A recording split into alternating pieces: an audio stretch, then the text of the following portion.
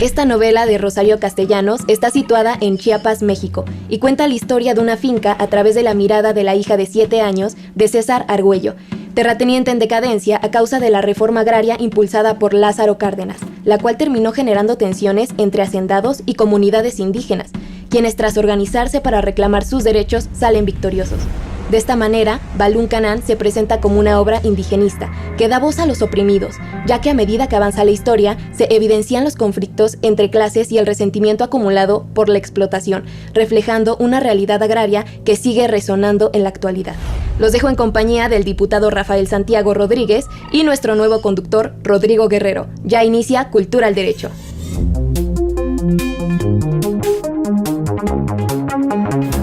Para mí es un privilegio iniciar en Cultura al Derecho, en este nuevo segmento y en esta ocasión un programa que sin duda ha logrado llegar a las familias mexicanas, sobre todo para vincular dos grandes temas. Uno de ellos es la cultura, el otro de ellos el derecho, pero tratando de hablar del derecho o hacer referencia al derecho con un lenguaje más sencillo, con un lenguaje más claro y naturalmente vinculándolo ya sea con una obra de arte, con algún libro de la literatura o con probablemente con alguna película de cine. El día de hoy estoy muy emocionado, me emociona estar con un gran invitado que es chiapaneco, que además ha destacado por haber sido director del Instituto Mexicano de la Juventud, fue el diputado más joven hace 2 legislaturas y hoy en día vuelve a ser legislador. Pero como legislador oriundo de Chiapas, pues va a hablarnos de una gran obra, de Balún Canán, de Rosario Castellanos, que sin duda forma parte de la gran literatura mexicana y narra precisamente cómo a raíz de 1930 o durante la década de los 30 se empezó a vivir o cómo se vivía precisamente en Chiapas. Balún Canán es una gran obra que estaremos tratando el día de hoy y con la gran presencia de nuestro amigo Guillermo Santiago, a quien me refería como mi gran Memo Santiago, Gracias. Porque es gran amigo y bienvenido a este programa Cultura al Derecho.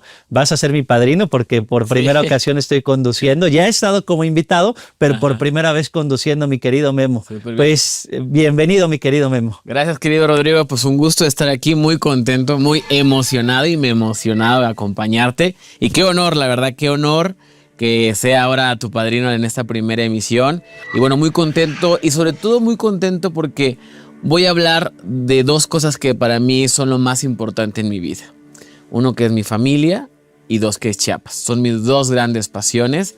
Y Balún Canán, por eso decidí esta obra, porque es un libro que a mí me marcó la vida desde muy joven y que habla exactamente de mi motivación central en la vida, que es luchar para que mi estado, para que Chiapas, que es donde está mi tierra y donde está lo que más amo, que es mi familia, pues pueda seguir cambiando. Cuéntanos un poco, ya anticipaste un poco por qué elegiste esta obra de Balún Canán, pero cuéntanos un poco acerca del contexto, del desarrollo de la obra y cómo la vincularías precisamente con tus raíces, mi querido Memo. Fíjate que comparto un poco, cuando yo tenía 17 años, casi 18, hay una biblioteca en San Cristóbal de las Casas, de donde yo soy oriundo, ahí nací, que está cerquita del Centro Cultural del Carmen. Entonces yo entré y hay un libro que me llamó la atención, Balún Canán, primero por el nombre, porque es una palabra maya, ¿no? Entonces, y Rosario Castellanos, que es para mí la mejor escritora que ha tenido este país, que podemos diferir con otras personas, pero que considero, y cuando empecé a leerlo, me narró muchísimo porque es un libro que habla sobre un momento histórico en Chiapas, o una etapa de la historia de Chiapas. Es una novela, que parte es ficción, parte realidad, en donde habla sobre todo de la época postrevolucionaria, específicamente en la época de Lázaro Cárdenas del Río, en la época de la reforma agraria, y nos relata cómo era la convivencia y las injusticias principalmente que vivían los pueblos originarios a manos de los hacendados y los terratenientes. Balún Canán es una obra que escribe Rosario Castellanos y que publica en 1957, justo un año antes de que mi mamá naciera, y que es un libro que narra parte de su experiencia de su infancia en Comitán, por eso se llama Balún Canán, porque es la tierra de las 9 estrellas, o los 9 testigos, y justo habla por una parte de su infancia y lo que ella observaba, ¿no? Que que para mí es algo sumamente importante, porque para mí la palabra central o lo que más me engancha de Balún Canán es cómo relata las injusticias que vivía el pueblo, ¿no? Y a partir de ahí, cómo las personas, las familias viven la cotidianidad. También habla del machismo, porque bueno, la niña no tiene un nombre, sino porque para la familia no existía. O sea, habla sobre el tema de las injusticias, habla sobre el tema del machismo que se vivía en ese entonces, y también nos habla un poquito más sobre la vida de Rosario Castellanos y sobre su infancia. Y cuéntanos un poco acerca de precisamente el desarrollo de esas injusticias de las que se empezaban más bien del México de 1930, la Gran Reforma, porque el libro se encuentra dividido en 3 grandes apartados. El primer apartado, precisamente como lo que estás platicando, mi querido Memo, desde la visión de una niña de 7 años, la cual, como bien lo dices, no, sin nombre, porque en toda la obra no se define o no nos dicen cuál es el nombre de esta niña de 7 años, pero es una niña que además nace en una cuna del privilegio y lo narra desde su visión como niña nacida en la cuna del privilegio, pero también desde su visión como mujer. Ya en un segundo apartado donde nos narra este libro de Balún Canán, precisamente la visión que se tenía o la visión política de la época y la importancia precisamente de las reformas que se impulsaron por Lázaro Cárdenas en aquella época. Pero nárranos un poco acerca precisamente de este impacto que generó y cómo lo vincularías con la actualidad, con el México de hoy en día. Fíjate que de entrada es que cuando habla desde la infancia Rosario Castellanos, porque Rosario Castellanos, pues justo sus padres en la vida real, efectivamente eran terratenientes que por la reforma agraria tuvieron que emigrar. Y habla sobre un tema central que desde la Revolución Mexicana, una exigencia central del pueblo de México, el derecho a la tierra, ¿no? Que Zapata enarboló con mucha fuerza, por supuesto. ¿Y por qué el derecho a la tierra? Porque decían, el hombre o la mujer solo tienen libertad cuando tienen un pedazo de tierra del cual vivir. Esta cosmovisión de que el hombre existe porque está plantado sobre un lugar, y creo que es tan importante ahora porque ese modelo de esclavitud que existía, ese modelo de injusticias, ese modelo de marginación, ese clasismo y ese racismo se mantuvo en las élites, y el neoliberalismo, ahora ya en la actualidad, es lo que sigue sosteniendo. Esa es la gran diferencia entre el humanismo mexicano, en el que yo milito, y lo que militan los conservadores con el liberalismo, porque el liberalismo es como el neoporfirismo, o esta visión que tenían los hacendados y terratenientes, cuando en el libro relata que le decían, bueno, ahora tienen que educar a los hijos de los trabajadores, y se oponían. ¿Por qué había que educarlos si no todos éramos iguales? Y ese planteamiento sigue existiendo en la meritocracia, de que no todos somos iguales y que no todos tenemos que tener derecho a la educación. Ese es el cambio central ahora con nosotros, que partimos de derechos, no de privilegios ni de oportunidades, porque los derechos son para todas las personas.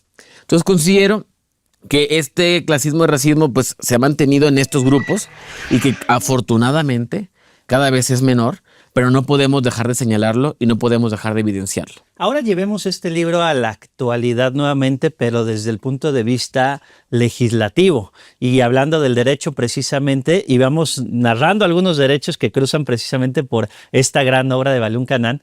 El primero de ellos sería el artículo 2 constitucional, que se acaba de reformar hace apenas, fue publicada la reforma durante este mes de octubre, bueno, más bien fue el mes pasado, en el mes de septiembre. El segundo, el artículo 3 constitucional, que es el derecho a la educación, y por último el artículo 27 constitucional, que precisamente tiene que ver o refleja el gran triunfo de la Revolución Mexicana, y que después se fue desarrollando con las reformas de Lázaro Cárdenas en la década de los 30. Me gustaría que me hablaras primero de esta reforma, el artículo 2 constitucional, claro, y cómo desemboca, o más bien materializa precisamente lo que Rosario Castellanos ya veía como o tratando de darle voz a los pueblos y comunidades indígenas a través de su relato. Fíjate que ahora hicimos la reforma al artículo 2 para reconocer a las comunidades indígenas como sujetos de derecho público. ¿Qué significa esto? Que los sistemas normativos de las comunidades indígenas sean reconocidos legalmente. En el libro de Balún Canán relata en varias formas y en muchos pasajes las injusticias que vivía especialmente el pueblo Tojolabal, que era el que estaba asentado en la región, que los tenían sometidos, que hasta la forma de vestir decidía, cada hacienda tenía un color distinto para así asegurar que si se escapaba uno, otro hacendado lo pudiera detener. O sea, era una cosa brutal. Y ahora, porque incluso no se les reconocía a las comunidades indígenas, ni siquiera a los individuos como personas. O sea, había todo un debate, más que un debate era un tema clasismo de odio brutal, porque no se les consideraba en el mismo estatus de ciudadanos a ellos, ¿no? Porque se consideraban parte de la propiedad del hacendado.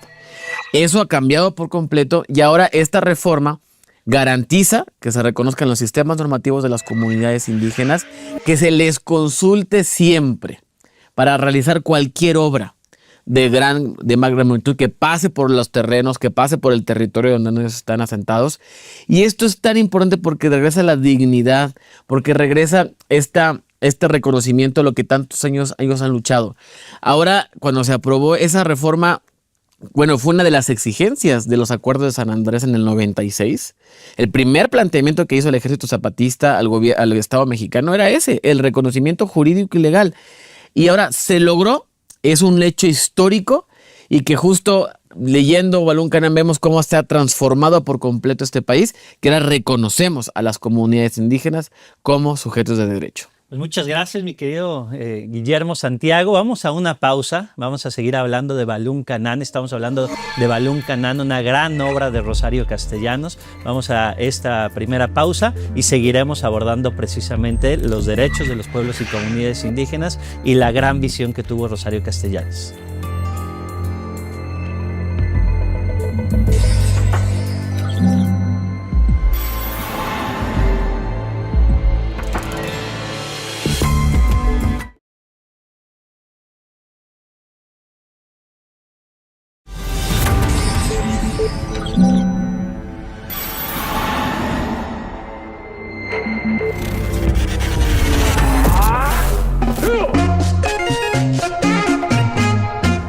En México, los derechos agrarios han evolucionado significativamente a lo largo de los años, pues se han creado numerosas leyes y programas para la redistribución de la tierra, como el reparto agrario y la creación de ejidos y comunidades agrarias. En 1992 se reformó el artículo 27 constitucional, permitiendo la venta de ejidos y terminando con el reparto agrario, buscando la modernización del campo junto con la inversión privada. Además, estableció tribunales agrarios especializados para resolver conflictos sobre la tenencia de la tierra.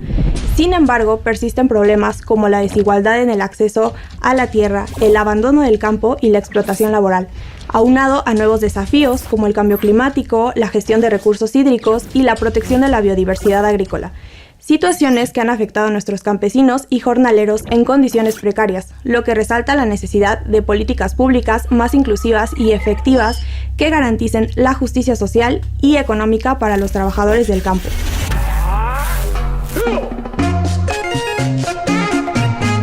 Estamos de regreso en este maravilloso programa denominado Cultura del Derecho y estamos hablando de Balún Canán, una gran obra de Rosario Castellanos, y abordamos también la vinculación que tiene con el derecho, en este caso la reciente reforma al artículo 2 constitucional, el reconocimiento de derechos para los pueblos y comunidades indígenas, y precisamente Guillermo Santiago, quien participó en esta reforma constitucional, nos está narrando cómo era la visión precisamente de Rosario Castellanos en 1930, o más bien la visión que plasmó en Balún Canán, que se refiere al contexto histórico de 1930, pero enfocado principalmente a esta situación que lamentablemente se vivía con los hacendados en Chiapas, en este caso en Comitán. Pues fíjate que una anécdota que quisiera platicar es que estas vivencias son una realidad. Ayer tomó protesta la presidenta de la República, la doctora Claudia Sheinbaum Pardo, y una mujer que estaba al lado de ella se llama Janet Cruz, que es la presidenta nacional del Consejo Nacional Indígena.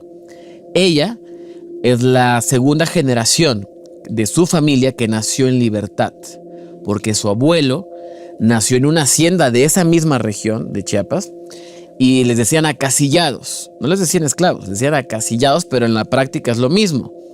porque no les tenían un salario, o las tiendas de raya famosas seguían existiendo, la esclavitud en la que vivía laboralmente. Entonces, justo lo que nos da más alegría es ver cómo están cambiando las cosas, cómo estamos avanzando en el reconocimiento de los derechos, que eso es algo fundamental. Nuestra principal batalla debe ser esa, porque los derechos no son parciales, que a unos sí y a otros no. No, los derechos son para todas las personas. Totalmente de acuerdo, mi querido Memo Santiago.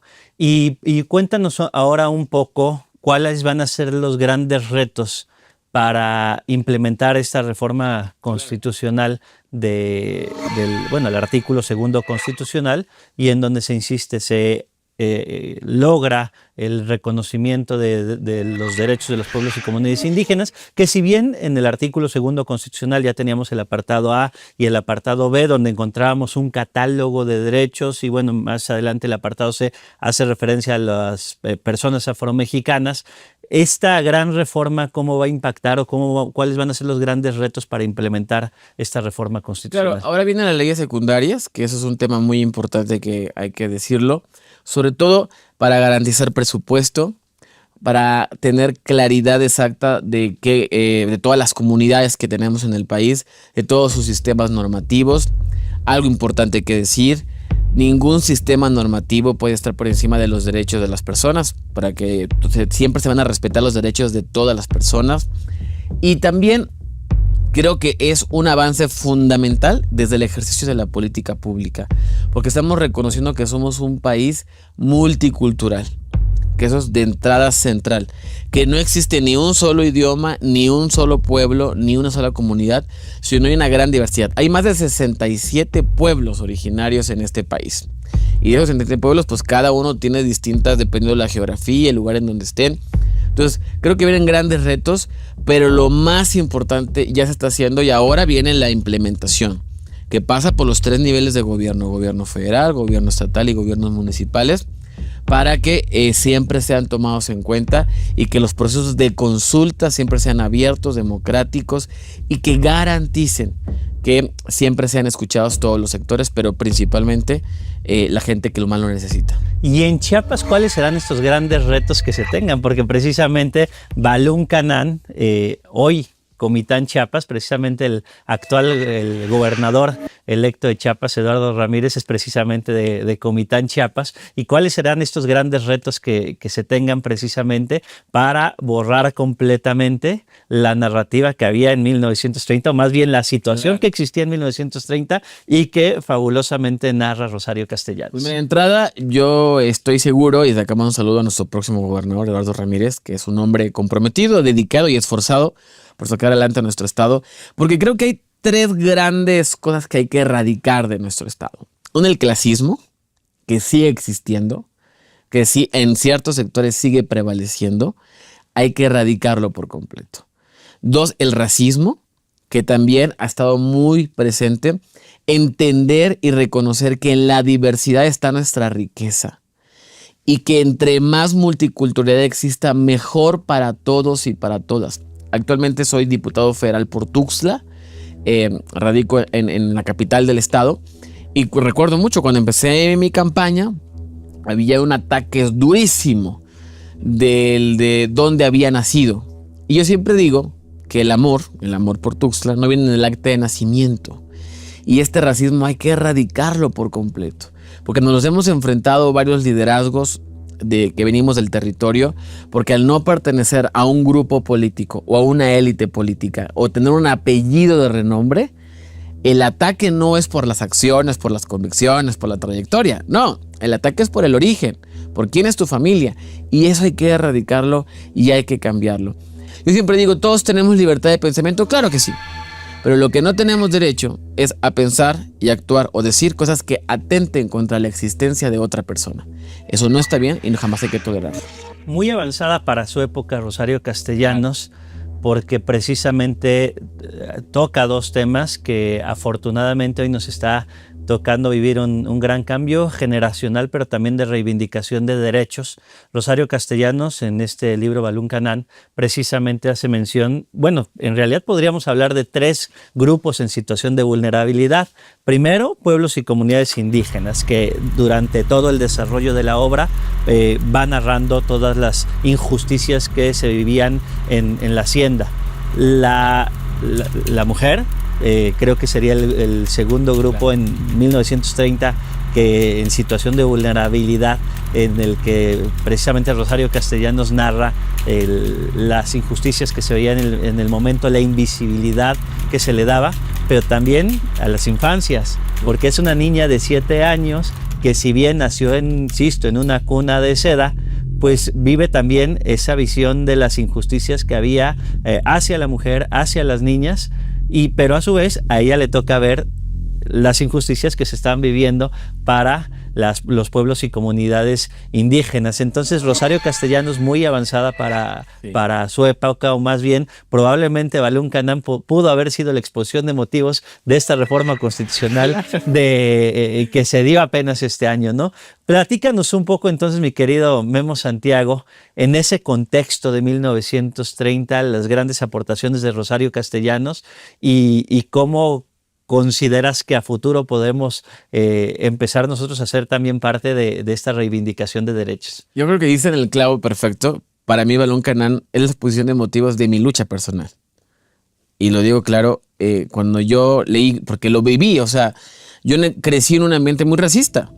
Observaba, escuchaba, miraba. Y cuando lo que me dijo es cómo es posible que lo que se escribió en Balún Canán hace 70 años siga siendo vigente hoy en día.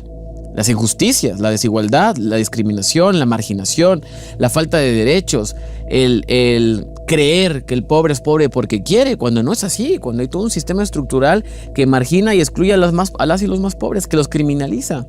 Entonces, para mí Balún Canán es mi exposición de motivos personal de vida, del por qué yo me metí a luchar con tanto ahínco para transformar mi estado, para transformar Chiapas.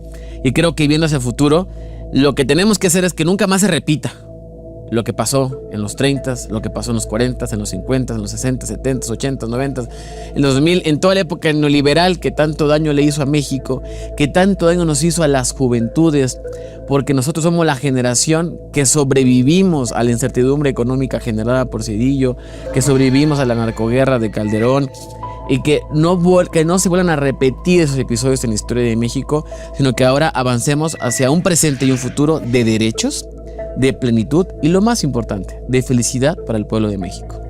Y en una breve conclusión, mi querido Memo Santiago, ¿qué sigue después, o cómo esta influencia de Rosario Castellanos puede influenciar también a estas nuevas generaciones? Yo creo que seguir el legado de Rosario Castellanos es seguir luchando por los derechos de todas las mujeres, es seguir luchando por los derechos de los pueblos indígenas y afromexicanos, y es seguir luchando por un México, por una patria en la que nadie se quede afuera y en la que nadie se quede atrás.